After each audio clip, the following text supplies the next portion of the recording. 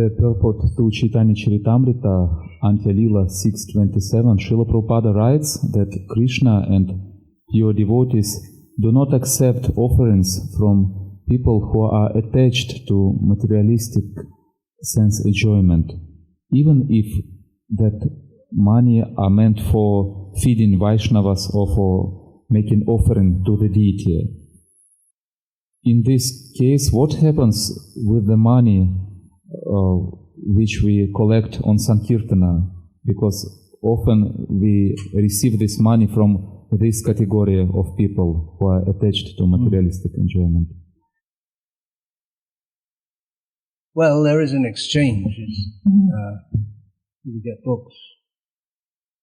Generally, those who are in the renounced order are very strict about who they take. Brahmins and persons in the renounced order are very strict who they take donations from. That's always been there in Vedic culture. They'll be very strict to take only from pious people. And what are you going to do in the West? There are no pious people. Not by the standard of Vedic culture. So Śrila Prabhupada engaged his disciples in propagating Krishna consciousness and very mercifully allowed even impious people to offer donations to the Krishna consciousness movement and gave them books about Krishna to help to purify them. So that is Śrila Prabhupada's mercy. If we do that on his order, then everything becomes purified. It's a concession for a far less than ideal ethos in which we live. Yeah, please go ahead. Dear Guru Maharaj, in Srimad Bhagavatam 4.24, it is said that if 4.24? 4.20? 4, that means 4th canto, 20th chapter, 4th verse. Yes. It is said if the person fulfills the orders of great acharyas of the past, he achieves very high level of spiritual development. But if later he again comes under the influence of my material energy, then all his efforts go in vain. It seems that this statement contradicts the words of Lord Krishna in Bhagavad Gita, that spiritual achievements of the devotee are never in vain. A careful reader will find many apparent contradictions in the Vedic statements and within Śrila Prabhupada's books. That's one reason why devotees are required to explain the teachings of Shastra and the previous acharyas. Shastra jukte shunipun nirashadhaja uttamadikari she taraye shangsha. Chaitanya Mahaprabhu says that someone who is expert in Shastra yukti and who has firm faith in Krishna and Krishna consciousness is a topmost devotee and can deliver the whole material world. Śrila Prabhupada translates Shastra Yukti as arguments based on scripture. Arguments? Yeah, just like someone may extract Mayavad and the topmost devotee can defeat that. So yes, Yukti means combat. But another meaning is bringing together, harmonizing. So here we have two apparently contradictory statements, and how are they to be harmonized? In other words, how is it to be understood that both are true, although one seems to contradict the other? There is a whole system of understanding Shastra and statements of Shastra, which is given in the Mimamsa Shastra, which means the science of analysis of Shastric statements. No, any activity in Krishna consciousness is never lost, but it can appear to be lost. As we sometimes see, devotees take to Krishna consciousness and then they go away again. And especially if there's offensiveness, that cancels out one's devotional service to a large extent. So Śrila Prabhupada, who was of course the topmost devotee and expert in harmonizing and explaining all these things, with reference to nama aparada, said that the effect of chanting will be there, but it will take a long time to manifest because the effects of the offenses will have to be faced first of all. So there may be no apparent effect for a long time, or there may be no apparent actual purification for a long time. So, both statements that we've given here seem to be absolute. One of them has to be understood in a modified way in order for them not to contradict. With the understanding that sometimes Shastric statements are made in an extreme way to emphasize a point. So if one executes devotional service and again falls into material consciousness, you wasted your time. In consideration of the Gita statement and many other statements in the Srimad Bhagavatam itself, we can understand that this is not a completely absolute statement. Look up that verse, Navaijano jatu katanchana vrajen mukunda sevyang gavad anga sangsritim. What's the third line? Ito mukund, no, I don't remember. I knew I forgot it. Look it up.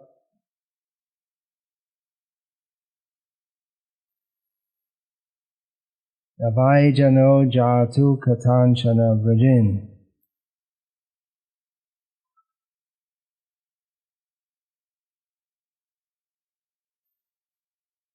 Got it? Anyway, the purport is that Narada tells Vyasa that a person who has once tasted the nectar of serving the lotus feet of Mukunda can never forget that. Even if, you got it? Is it in Sanskrit? Is okay. That's all. Yeah, give it to me.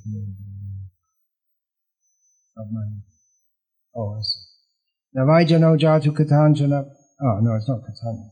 Navaijano jatu katanchana vrajen mukunda sevyanyavadanga sangsritin smaran mukunda angri upaguhanam kuna vihatami chenna rasa janaha. My dear Vyasa, even though a devotee of Lord Krishna sometimes falls down somehow or other, he certainly does not undergo material existence like others, fruitive workers, etc., because a person who has once relished the taste of the lotus feet of the Lord can do nothing but remember that ecstasy again and again. And the purport is also very relevant in this regard, but you can pick that up yourself. You can read that yourself later. Moi doroge Vyasa Dashe. Take it with your right hand. A few years ago at a Rath Yatra, at Jagannath Rath Yatra in London, I met my first ever temple president. And unfortunately, he had been through difficulties and he hadn't stuck to the straight path of Krishna consciousness, and he'd gotten into drugs. But he came to the Rath Yatra, and later he again took up very seriously. He's passed away now. But I said to him, such and such, Prabhu, you really blew it. I don't know how you translate that in Russian. you really messed up. They mean something like that. You really messed up. And many years, or some years later, another of my godbrothers told me that that devotee who had said that to had really, it's like a spear in his heart. So yeah, he really blew it. What are you doing? What are you doing? You had so much responsibility, association with Prabhupada. What are you doing? It's like, well, you wasted your time. It's like a slap to wake someone up. Sometimes a quick slap can do more than hours and hours and days and months of counseling. Just touch the nerve in the right place. Same thing in massage. If you know, you can just get people. They go for treatment and they have this and that, and they go 25 different kinds of treatments, and then someone just comes and touches them and finished. So yeah, it's not completely wasted, but it's a slap, a wake-up slap.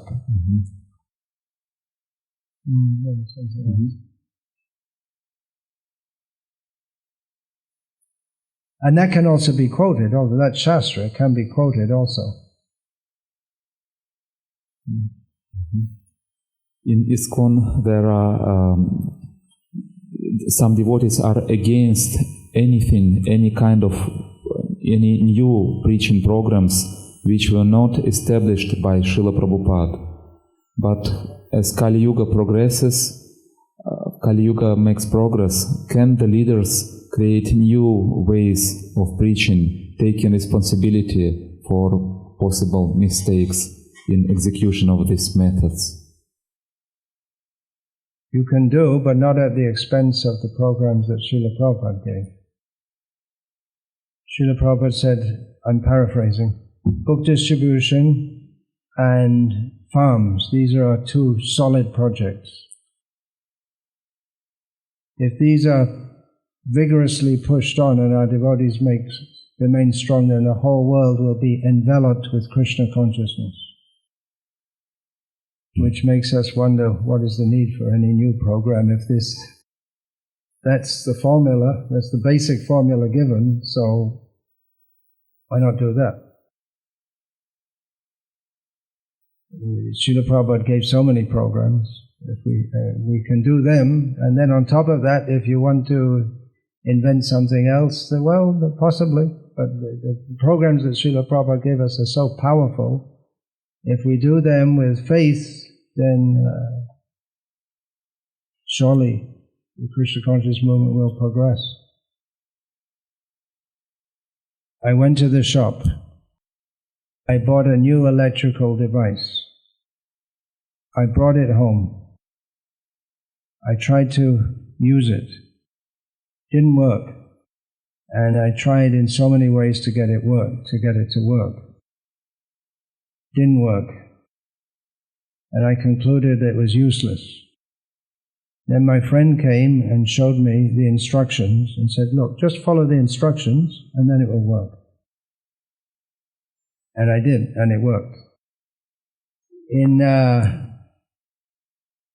English, there's a modern sarcastic saying, if nothing else works, follow the instructions.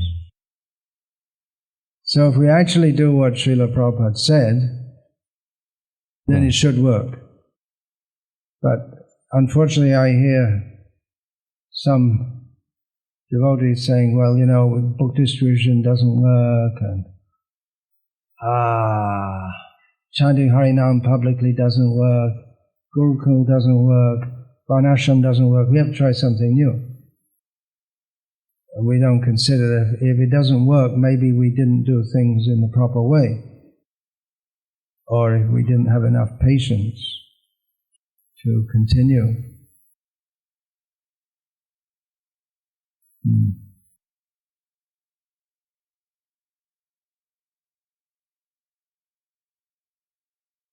I'm not much in favor of it. I'm not going to introduce new programs. Let everyone else do it. At least someone should do what Prabhupada stressed. Of course, I'm not the only one by any means, but book distribution and farms, these should be stressed.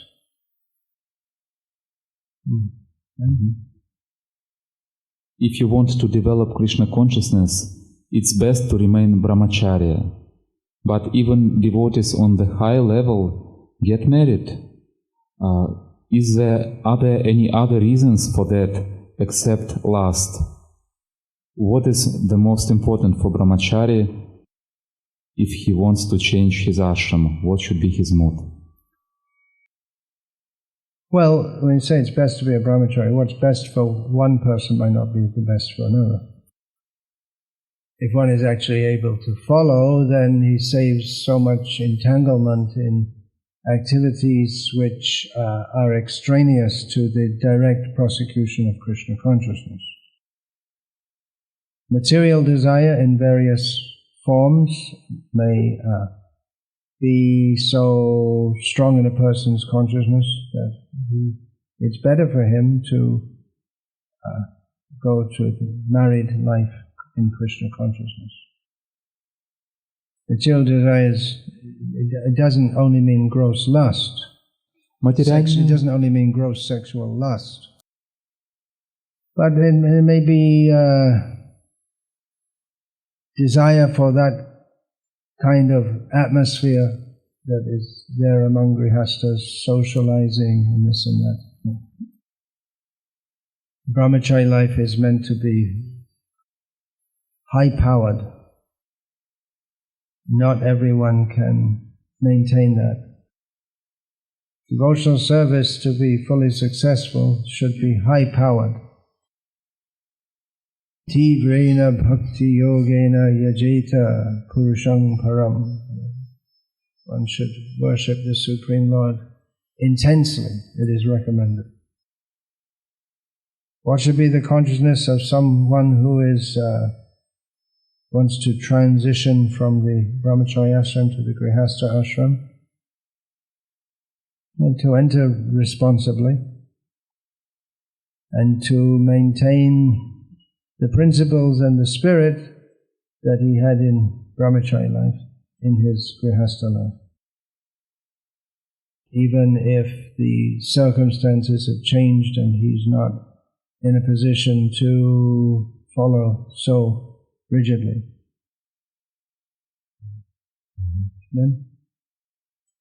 Dear Maharaj, are you really happy?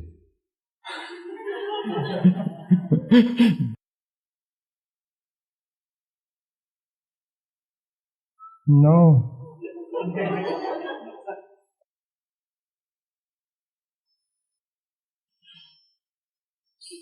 But the little bit of happiness that I get in Krishna consciousness, even though it's 0.00000000001% of the happiness of pure devotional service, it's still so much better than anything in this material world that it's worth sticking with.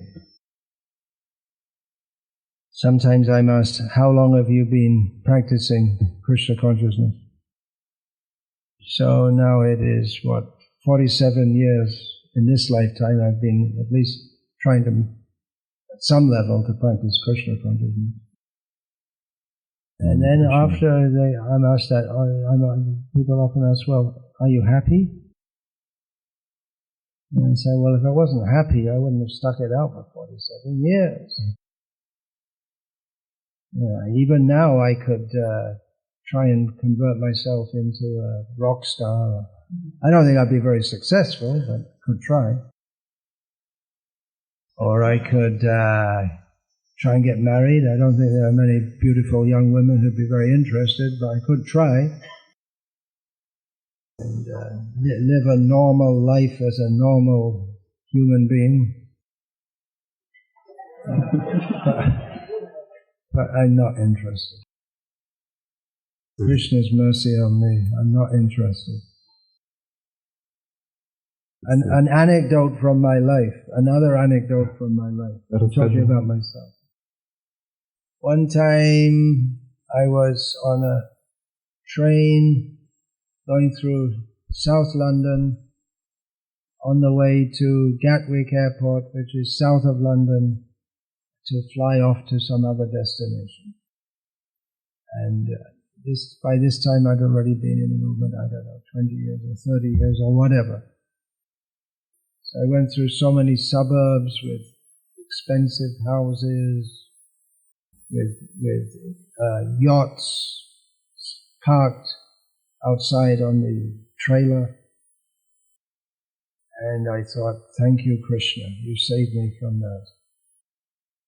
I could also have been, I don't know, a chartered accountant or something like that, and having a good income and living in a posh area. Thank you, Krishna. Thank you, Krishna. You saved me from that.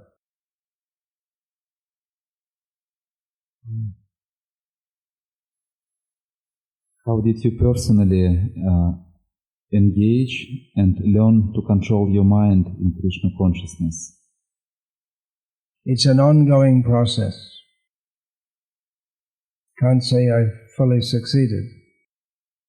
But I have a commitment to lead my life in a certain way which helps to engage the mind and protect it from lower tendencies.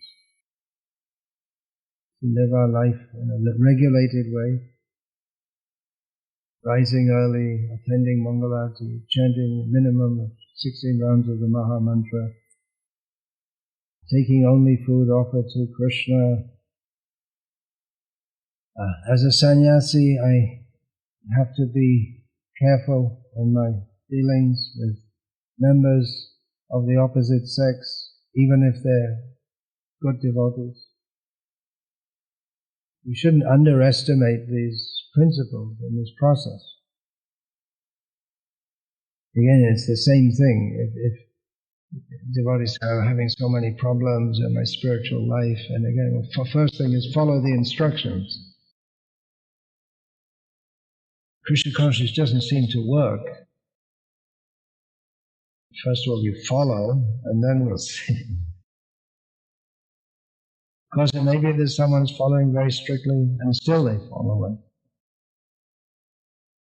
But generally less so. There may be others who say, oh, you see, they were following so strictly, but they fell down. But many who criticize like that, they never even got up in the first place. So at least we should try. What do we have? Bhajahure Mana Sri Nandana Bhaya Charanara. All this song is the whole synopsis of why we should take to Krishna consciousness and how we should do so. Shravan-kirtana Smarana Bandhana Pada Sevana Dasa. We have to do all these things. Why while chanting Prema-dvani you don't chant all glories to the assembled devotees? Should we also don't chant it? Well, it's in English, and I happen to be in a country where English isn't much known, and I don't know the local language. Someone else can say. It's not that I think that you're not glorious.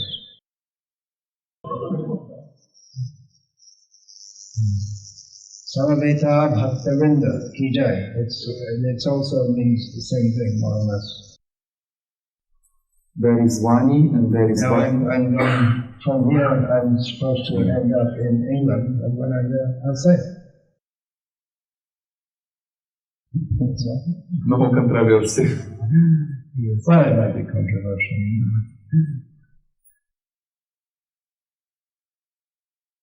If you're going to shoot me, there are bigger things to shoot me on than that.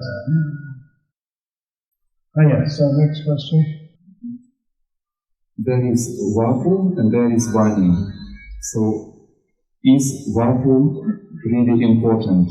How much do we need it? Vapu. Yeah, these terms Śrila Prabhupada often employed in relationship to service to the Guru. service to his personal form, and that's called vapu seva, and vani seva means serving the instructions. He always emphasized the vani seva, service to the instructions, as being most important. But that doesn't mean that vapu seva is unimportant.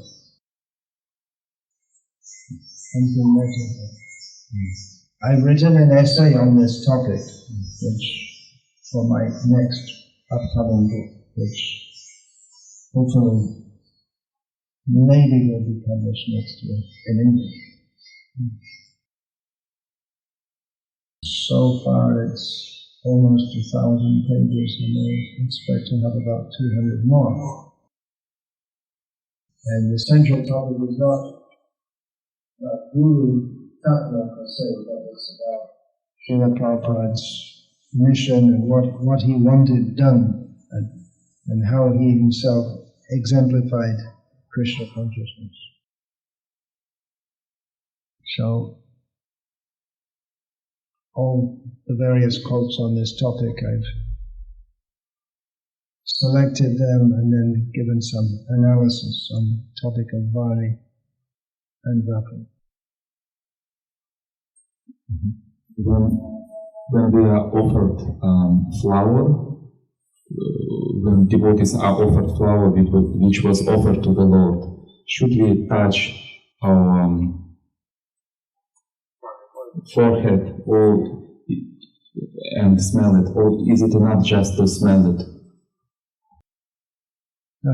Either is okay. This touching it to the forehead is new within our society, inasmuch as it was not practiced in the presence of Śrila Prabhupada. And I don't see that it's commonly done generally in the tradition. Well, some may do. But anyway, it's optional and it's not a bad thing, but it wasn't instituted by Śrila Prabhupada. It's a good thing to touch the sacred items to the head.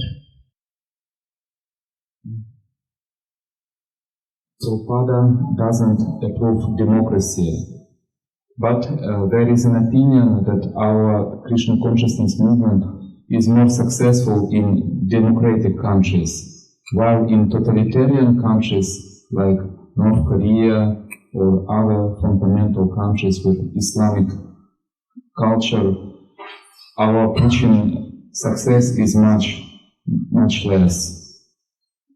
In Russia, people consider ISKCON totalitarian organization. Really? Is that a fact? Is there any statistics on that? Any surveys being made? It's quite, it's not true. It's very different opinions. Which people consider what? Yeah. It's very vague. Do they even think about our society at all? They couldn't care. Yeah, most people couldn't care less. Okay, so the question is, and indeed there are such tendencies in some ISKCON centers. The question is how to overcome, how can we overcome so that ISKCON wouldn't become totalitarian organization? How we avoid it? That's a question. In logic, both Western and Eastern, there is consideration of what is called a false premise. So whatever else follows after the false premise is nullified. Creatures from outer space are invading Kazan, so we should all run away immediately. Well, it might be true that creatures from outer space are invading Kazan, but it almost certainly isn't true, and therefore there's no need to run away. Or if they are, you can distribute books to them. Anyway, to say that people in Russia consider ISKCON is a totalitarian organization. That might be true when we say people. People means more than one person. So there might be at least two people who consider, I don't know how it works out in Russian, but in English people means at least two. So it might be that there are at least two people in this country who consider it a totalitarian organization. Well, there's at least one, whoever asked this question. It is a fact that our society is able to operate within broader societies that are open enough to allow us to conduct our activities. It's also a fact that Śrila Prabhupada said, I'm not very much in favor of democracy. He used to call it demon crazy, and I don't know if that translates very well into Russian. He was in favor of enlightened dictatorship. One teacher, when I was going to school, there was one teacher, I remember, he actually said some very intelligent things. One of the things I remember him saying is that the best form of governance is enlightened dictatorship, but it's not possible. But Śrila Prabhupada wanted to show that it is possible. That's also covered in some detail in my upcoming book. So how can we stop ISKCON being a totality? We're talking about, what are you talking about here? Leaders who are overbearing and overly demanding. I guess that's what's being discussed. So a system of checks and balances is required. From what I observe and what is in discussion with others, it's widely considered that within ISKCON we don't have a good system, or maybe any real system, of redressal of grievances. It means addressing complaints. In most spheres. In the child abuse sphere, there's it's almost too much the other way. It's too much strict. So some will contest that in such a matter we can't be too strict. It is a recognized phenomenon a phenomenon that is recognized by sociologists and scholars of religion, that the ability to exploit others in the name of religious leadership, and our society is not free from such tendencies. Once a devotee asked Śrila Prabhupada about this. He said to Śrila Prabhupada that when you speak about devotees governing whole countries, and what if the power goes to their head and they become just like demons, as is often seen, that power corrupts and absolute power corrupts absolutely. That saying, absolute power corrupts absolutely, was disproved by Śrila Prabhupada. If one's heart is pure and leads others only for the sake of guiding them on the proper path, then his absolute power will not corrupt him. We see in the case of parents and young children, the parents have a lot of power over their children, although often from the beginning the power struggle begins as the children learn to get their own way by various devices, even when they're only like 3 or 4 years old. But we don't generally see that the parents exploit their children in a wrong way. So a leader, an ideal leader, either the leader of a country or the leader of a temple, they should lead considering that this is a responsibility given to me by the Supreme Personality of Godhead. And I should direct others for their benefit, not to take advantage of the opportunity for my own sense gratification, either gross or subtle. We find that Vedic kings, they were guided by brahmanas. They didn't just make decisions on their own. And generally in delicate issues also, brahmanas, they wouldn't just individually give advice, but they would consult among themselves.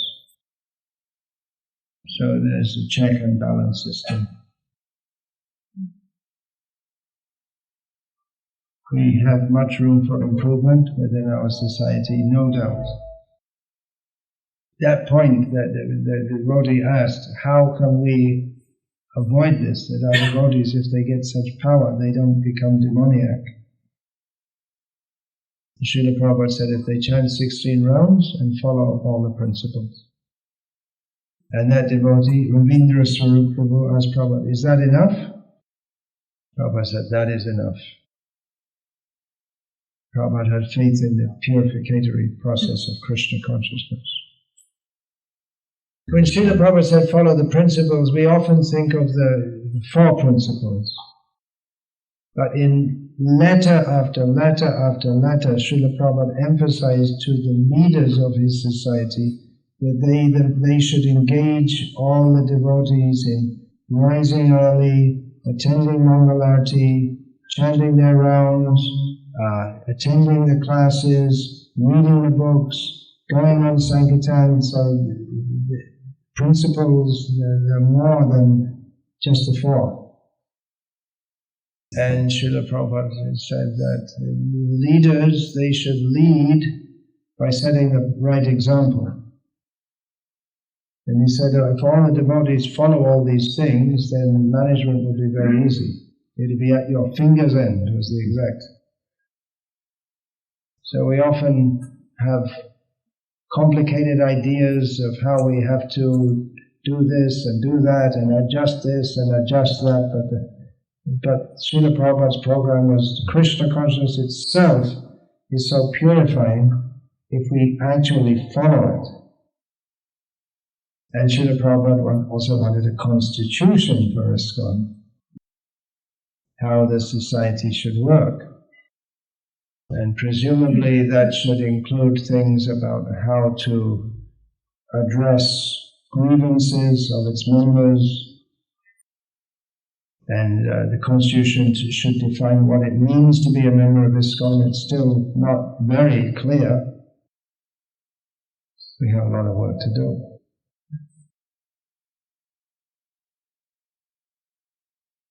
Almost time for evening arati. Hare Krishna. All glories to His Divine Grace, Śrila Prabhupada.